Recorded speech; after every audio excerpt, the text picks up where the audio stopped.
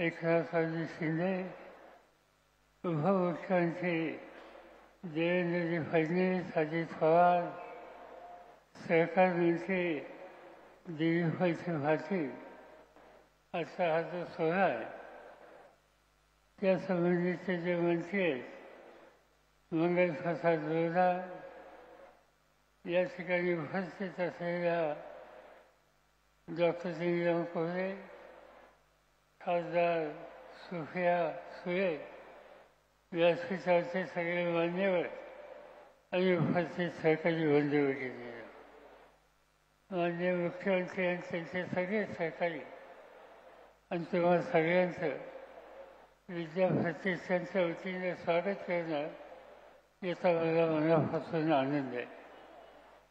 आज या प्रांगणामध्ये आपण आहात. ही संस्था 1971 साली स्थापन झाली आणि आज जवळपास 30,000पेक्षा अधिक विद्यार्थी या कॅम्पसमध्ये शिकतात. ते इथं शिकतात असं नव्हे तर बारामती, इंदापूर, भोर, तलासरी, देऊळगाव तथा सुफे, वेगवान, शिरसी, पुणे, सोमेश्वर नगर या ठिकाणी या संस्थेच्या शाखा आहेत आणि पुण्यामध्ये 2 मुलं मुलींची वस्ती आहे. आजचा हा कार्यक्रम हा रोजगाराशी संबंधित आहे आणि राज्य सरकारला, मुख्यमंत्र्यांना, त्यांच्या सहकार्यांना धन्यवाद देऊ इच्छितो की नव्या पिढीला हाताला काम देण्याच्यासाठी रोजगार निर्माण करण्याची आज राष्ट्रीय गरज आहे आणि महाराष्ट्र सरकारने त्याच्यामध्ये लक्ष घातलं.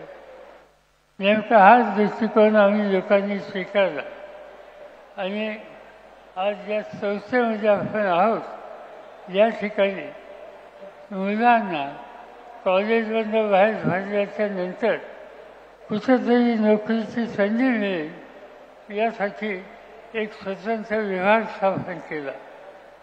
या गेल्या 5 वर्षामध्ये इथल्या इंजिनिअरिंग कॉलेजमधून जी मुलं बाहेर पडली त्या मुलांच्यापैकी 1500 मुलांना नोकऱ्या मिळाल्या. त्याशिवाय नॉन इंजिनिअरिंग हा ज्या महाविद्यालय आहेत त्यांचं जे प्लेसमेंट आहे गेल्या 3 वर्षामध्ये 1000 मुला-मुलींना इथल्या नोकऱ्या मिळू शकल्या. म्हणजे या 5 वर्षामध्ये इंजिनिअरिंग, नॉन इंजिनिअरिंग या सेक्टरमध्ये 2500 मुला-मुलींना नोकरी मिळाली आणि त्याच्यामध्ये अतिशय चांगल्या संस्था आज आमच्या मदतीला आल्या. आज जर आपण बघितलं तर TCS, Infosys, cognisant, Wipro, Capgemini, Larsen and Toubro अशा अनेक कंपन्या आहेत.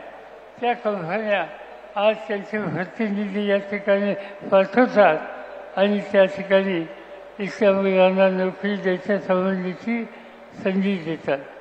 इंजिनिअरिंग कॉलेजला जे विद्यार्थी आहेत आणि त्यांना ज्या नोकऱ्या मिळाल्या त्यांना साधारणतः वर्षाला 4 लाख रुपयाचं वेतन मिळालं आहे आणि नॉन इंजिनिअरिंगला 2500 कमीत कमी एवढी रक्कम मिळते.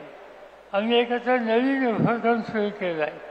आज जगामध्ये कृत्रिम बुद्धिमत्ता हा विषय याच्याबद्दलचं अतिशय लक्ष लोकांचं आहे आणि म्हणून या ठिकाणी आर्टिफिशियल इंटेलिजन्स या संबंधीचं पहिलं कॉलेज या ठिकाणी सुरू केलं आणि आणखी पुढच्या वर्षापासून त्याची नवीन वास्तू या ठिकाणी तयार होईल.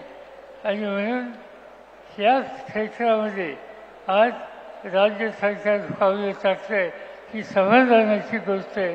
राजकारण हे असतं पण जिथं काहीतरी नवीन करतो आहोत, नव्या पिढीला आधार देत आहोत अशी भूमिका असेल तर त्या ठिकाणी सगळ्यांनी सहकार्य केलं पाहिजे आणि तीच भूमिका घेऊन आम्ही मुख्यमंत्र्यांना आणि त्यांच्या सहकार्यांना खात्री देतो की मुलांच्या हाताला काम देण्याच्यासाठी जे जे तुम्ही कराल त्या सगळ्या गोष्टीला आम्हा लोकांची साथ राहील एवढीच खात्री या ठिकाणी देतो.